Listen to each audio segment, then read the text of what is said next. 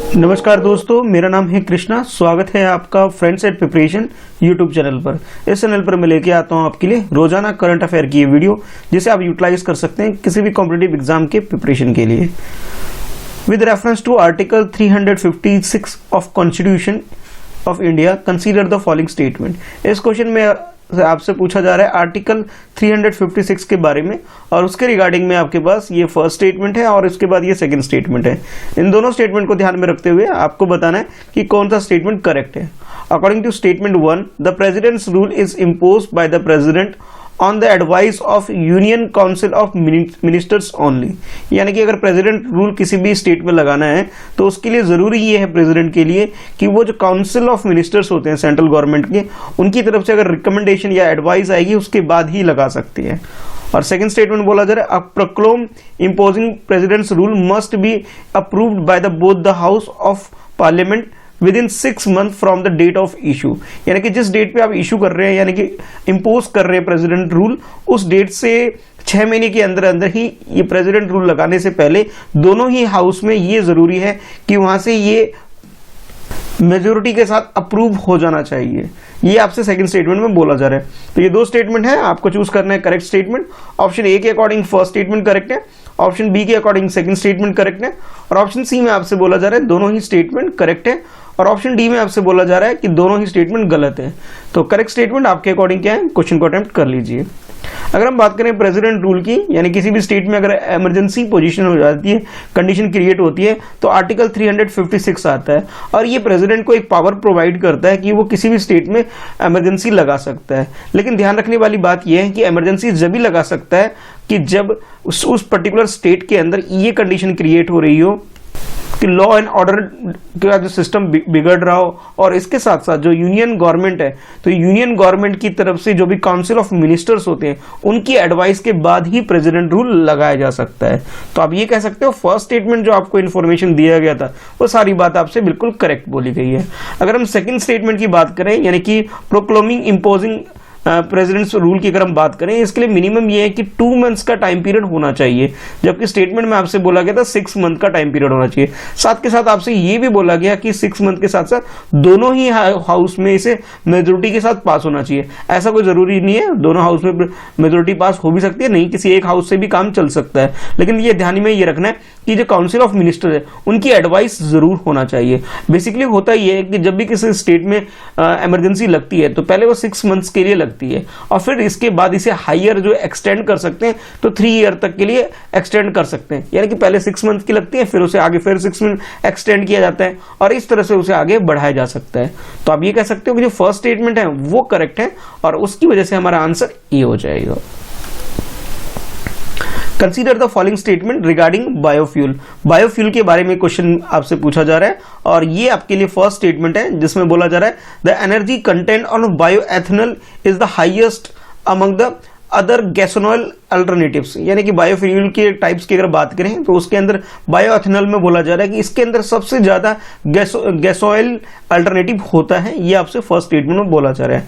और second statement में बोला जा रहा है कि बायोएथेनॉल, बायोब्यूटेनॉल और biohydrogen are the produce through the fermentation process. यानी कि फर्मेंटेशन प्रोसेस के थ्रू ये तीनों चीजें प्रोड्यूस होती है, ये आपसे बोला जा रहा है।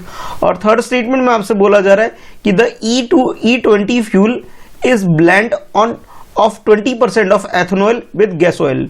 गैस ऑयल में जो इथेनॉल की बात कर रहे हैं तो उसके अंदर आपसे बोला जा रहा है कि फ्यूल के अंदर 20% तक ब्लेंड किया जा सकता है। तो ये 3 स्टेटमेंट आपके सामने है। अब आपको बताना है इन तीनों स्टेटमेंट में से करेक्ट स्टेटमेंट कौन सा है। ऑप्शन ए के according first and second statement correct है, ऑप्शन बी के according second and third statement correct है, और ऑप्शन सी में आपसे बोला जा रहा है कि first and third statement correct है, और ऑप्शन डी में आपसे बोला जा रहा है कि तीनों ही स्टेटमेंट बिल्कुल करेक्ट है। तो करेक्ट स्टेटमेंट आपके अकॉर्डिंग क्या है, क्वेश्चन को अटेम्प्ट कर लीजिए। तो बायोफ्यूल की बात करें तो सबसे पहले आपको ये बायोफ्यूल का जो कॉन्सेप्ट है ये आपको समझना होगा, ये एक्चुअली में होता क्या है। जब भी किसी प्लांट से या फिर एनिमल मटेरियल से कोई फ्यूल प्रोड्यूस किया जाता है तो उसे बायोफ्यूल या फिर ग्रीन फ्यूल आप बोल सकते हो। अब इस क्वेश्चन के अंदर जो आपको तीनों स्टेटमेंट दी गई थी, तो सबसे पहले फर्स्ट स्टेटमेंट की बात करते हैं, यानी कि एनर्जी कंटेंट कंटेंट जो बायोफिल्म होता है उसमें हाईएस्ट होता है, ये बात आपसे बोली गई थी। और इसे ऐड किया जा सकता है डीजल वगैरह में जो रिड्यूस करता है इमिशन को। यानी कि आप ये कर सकते हैं कि और भी दूसरी चीजें इसके अल्टरनेटिव हो सकती है। यानी पहले आपसे बोला कि ओनली जो वर्ड बोल दिया गया था, इस वजह से ये फर्स्ट स्टेटमेंट हमारा गलत हो गया। अगर हम सेकंड स्टेटमेंट की बात करें जिसमें आपसे फर्मेंटेशन प्रोसेस के बारे में बात की गई थी, ये बात बिल्कुल करेक्ट है। यानी कि बायोलॉजिकल फर्मेंटेशन प्रोसेस के थ्रू ही बहुत सारी चीजों को प्रोड्यूस किया जाता है, जिसमें बायो हाइड्रोजन, बायोगैस और बाकी चीजें होती है। तो सेकंड स्टेटमेंट करेक्ट है। अगर हम थर्ड स्टेटमेंट की बात करें जिसमें ब्लेंड प्रोसेस के बारे में आपसे बात की गई कि 20% ब्लेंड एथेनॉल होता है गैस ऑयल में, ये बात भी बिल्कुल करेक्ट है। तो यानी कि second and third statement correct है, इसलिए हमारा आंसर बी हो जाएगा, फर्स्ट स्टेटमेंट गलत है। With reference to geosynchronous transfer orbit GTO, consider the following statement. इस क्वेश्चन में आपसे जियोसिंक्रोनस प्रोसेस के बारे में यानी कि जियोसिंक्रोनस ट्रांसफर ऑर्बिट के बारे में आपसे क्वेश्चन पूछा जा रहा है, और इसके रिगार्डिंग में ये फर्स्ट स्टेटमेंट है जिसमें बोला जा रहा है a geosynchronous transfer orbit is a circular orbit like a geostationary earth orbit. और सेकंड स्टेटमेंट में आपसे बोला जा रहा है a spacecraft is first launch into a GTO before attaining the geosynchronous earth orbits. इसका मतलब ये है कि जैसे कोई भी प्लांट है, सपोज हम अपने प्लांट अर्थ की बात कर लेते हैं, और अर्थ के चारों तरफ आप लोग जानते हैं कि मून रोटेट करता है, तो इसके जो ऑर्बिट बन के आता है एक सर्कुलर बन के आता है। ये आपसे बोला जा रहा है कि जब भी हम किसी भी चीज को लॉन्च करते हैं, रॉकेट वगैरह को भी सैटेलाइट लॉन्च करते हैं, तो उसके बारे में बोला जा रहा है इसका जो ऑर्बिट होता है ये सर्कुलर होता है। यानी कि इसके चारों तरफ ही जब लॉन्च करते टाइम ये चारों तरफ मूव करेगा कुछ सर्कुलर ऑर्बिट क्रिएट करके, जिसके बारे में आपसे फर्स्ट स्टेटमेंट बोला जा रहा है। अगर हम सेकंड स्टेटमेंट की बात करें, यानी कोई भी स्पेसक्राफ्ट जो भी लॉन्च होता है तो उसके बारे में बोला जा रहा है सबसे पहले ये GTO प्रोसेस में होता है, उसके बाद ये जियोसिंक्रोनस अर्थ ऑर्बिट में जाता है। यानी कि पहले आपको ये समझना है कि जियोसिंक्रोनस का जो ऑर्बिट होता है, ट्रांसफर ऑर्बिट, वो किस नेचर का होता है, सर्कुलर होता है या नहीं होता है। अगर ये कॉन्सेप्ट क्लियर है फिर आप ये दोनों स्टेटमेंट को अच्छे से समझ पाएंगे। चलिए अब क्वेश्चन को अटेम्प्ट कर लीजिए कि दोनों स्टेटमेंट में से करेक्ट स्टेटमेंट कौन सा है। ऑप्शन ए के अकॉर्डिंग फर्स्ट स्टेटमेंट करेक्ट है, ऑप्शन बी के अकॉर्डिंग सेकंड स्टेटमेंट करेक्ट है, और ऑप्शन सी में आपसे बोला जा रहा है दोनों ही स्टेटमेंट बिल्कुल करेक्ट है। अगर हम ऑप्शन डी में बात करें तो इसमें दोनों ही स्टेटमेंट आपको गलत बताए जा रहे हैं। तो करेक्ट स्टेटमेंट आपके अकॉर्डिंग क्या है, क्वेश्चन को अटेम्प्ट कर लीजिए। तो जियोसिंक्रोनस प्रोसेस के बारे में बात करें, जैसे ये मान लीजिए ये अर्थ है और अर्थ के चारों तरफ हम लोग जानते हैं मून रोटेट करता है, तो वो एक तरह से आप ये बोल सकते हैं जो मून रोटेट करता है वो तो सर्कुलर होता है, ठीक है, यानी कि चारों तरफ इसके एक सर्कुलर डिस्टेंस होता है। लेकिन जब भी हम किसी स्पेस क्राफ्ट को लॉन्च करते हैं, यानी कि कोई भी रॉकेट कह लीजिए, सैटेलाइट कह लीजिए, तो वो सर्कुलर नहीं होता, वो इलिप्टिक होता है। इलिप्टिक का मतलब ये होता है, सर्कुलर मतलब होता है जिसका रेडियस बिल्कुल एक सेंटर पोजीशन से सेम होता है। लेकिन इलिप्टिक की बात करें तो वो कुछ अंडाकार में कुछ, ये जब आप 11th में कॉनिक सेक्शन वगैरह पढ़ते हैं तो आपने ये इलिप्स पढ़ा होगा, तो इलिप्स की शेप में इसका रोटेट करता है कुछ इस तरह से। यानी कि जैसा कि आप इस डायग्राम में भी देख रहे हो तो ये कुछ इस तरह से रोटेट करता है, और रोटेट करते करते करते फिर बाद में इसके ऑर्बिट से बाहर निकल जाता है और सर्कुलर भी बन जाता है। लेकिन इनिशियल स्टेज पे अगर हम बात करें तो ये सर्कुलर ना होकर के ये इलिप्टिक डायग्राम क्रिएट करता है, ये इलिप्टिक ऑर्बिट क्रिएट करता है। तो इट मींस ये है कि फर्स्ट स्टेटमेंट जो आपसे बोला गया जियोसिंक्रोनस ट्रांसफर ऑर्बिट के बारे में जो बोला गया, ये सर्कुलर नहीं होता, ये इलिप्टिक होता है। तो फर्स्ट स्टेटमेंट हमारा गलत हो गया। अगर हम सेकंड स्टेटमेंट की बात करें जिसमें ये बोला गया कि जियोसिंक्रोनस प्रोसेस ट्रांसफर ऑर्बिट जो होता है ये पहले GTO ऑब्टेन करता है, उसके बाद ही बाकी चीजें कर पाता है। हाँ, ये बात बिल्कुल करेक्ट है। तो करेक्ट आंसर हमारा ऑप्शन बी हो जाएगा, सेकंड स्टेटमेंट करेक्ट होने की वजह से। Consider the following statement with reference to the cryptocurrency. अब क्रिप्टो करेंसी के बारे में आपसे क्वेश्चन पूछा जा रहा है और उसके रिगार्डिंग में 3 स्टेटमेंट है। According to first statement, it is decentralised virtual currency protected by the cryptographic encryption techniques. यानी कि क्रिप्टो करेंसी के बारे में बोला जा रहा है ये एक डिसेंट्रलाइज्ड वर्चुअल करेंसी है और इसे जो एक तरह से इंक्रिप्ट किया जाता है एक टेक्निक के साथ, जिस टेक्निक को आप बोल सकते हैं क्रिप्टोग्राफी। सेकंड स्टेटमेंट में आपसे बोला जा रहा है it is government issued currency that is not backed by the any community. यानी कि ये जो करेंसी होती है इसे गवर्नमेंट इशू करती है, ये आपसे बोला जा रहा है सेकंड स्टेटमेंट में। और थर्ड स्टेटमेंट में बात करें कि ट्रेडिंग ऑफ वर्चुअल करेंसी, ठीक है, जिसे शॉर्ट में VC बोला जा रहा है, इज बैन इन इंडिया। हमारी कंट्री में कि कोई भी वर्चुअल करेंसी है उसे बैन किया गया है, ये आपसे बोला जा रहा है थर्ड स्टेटमेंट में। तो 3 स्टेटमेंट है क्रिप्टो करेंसी के बारे में।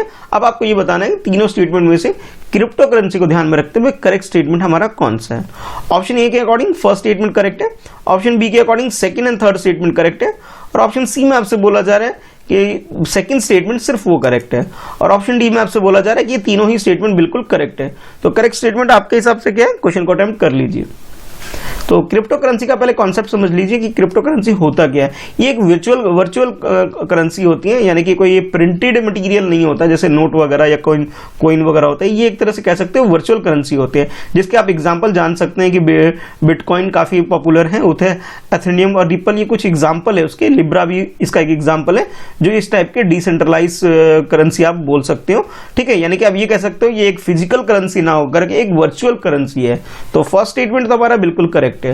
लेकिन अगर सेकंड स्टेटमेंट की बात करें तो इस तरह की करेंसी को जो बोला गया कि गवर्नमेंट इशू करती है, ये गवर्नमेंट वगैरह इस तरह की इशू को नहीं करती, ना बैक करती है। तो सेकंड स्टेटमेंट हमारा बिल्कुल गलत है। हाँ, थर्ड स्टेटमेंट की बात करें तो अभी रिसेंट जजमेंट यह है कि सुप्रीम कोर्ट ने क्रिप्टो करेंसी को एक तरह से ये कंसीडर कर लिया गया, एक कॉमोडिटी नेचर का करेंसी कंसीडर कर लिया गया, यानी कि अब इस हमारी कंट्री में क्रिप्टो करेंसी से रिलेटेड ट्रांजैक्शन इलीगल नहीं है बल्कि लीगल हो चुका है, यानी कि बैन नहीं किया गया, आप ये बोल सकते हो। तो आप ये कह सकते हो कि भाई ओनली फर्स्ट स्टेटमेंट जो है हमारा वो करेक्ट है, सेकेंड एंड थर्ड स्टेटमेंट वो हमारा गलत है। ठीक है, तो आंसर हमारा ऑप्शन ए हो जाएगा। With reference to minority in India consider the following statement. हमारी कंट्री में जो माइनॉरिटीज है, कम्युनिटी है, उसके बारे में क्वेश्चन आपसे पूछा जा रहा है और उसके रिगार्डिंग में 3 स्टेटमेंट आपको दे दिए गए हैं। अब आपको बताना है कि करेक्ट स्टेटमेंट कौन सा है। According to statement 1, religious and linguistic minority are recognise under the constitution of India.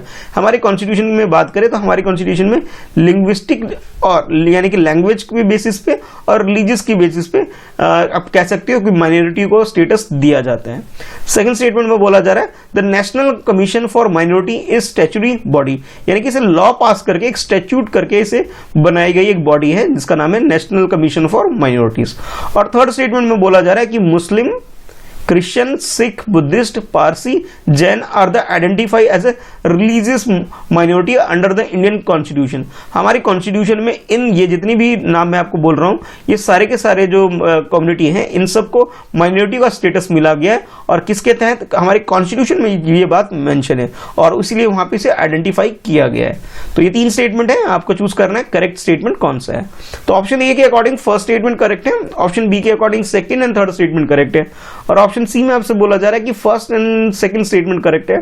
और ऑप्शन डी की बात करें तो भैया आपके पास जो तीनों ही स्टेटमेंट है, तीनों के तीनों स्टेटमेंट बिल्कुल करेक्ट है।